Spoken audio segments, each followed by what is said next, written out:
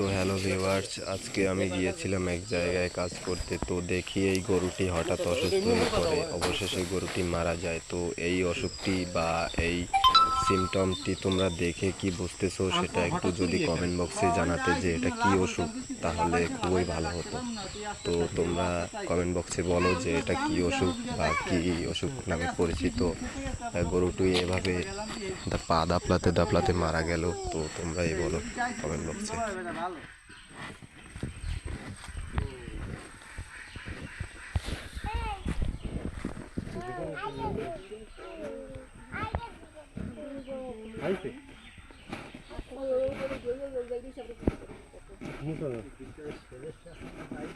মনে হইতেছে ঠান্ডা ঠান্ডা লাগবে বসে হইস না ওই জায়গাতে না সোজা করা যায় না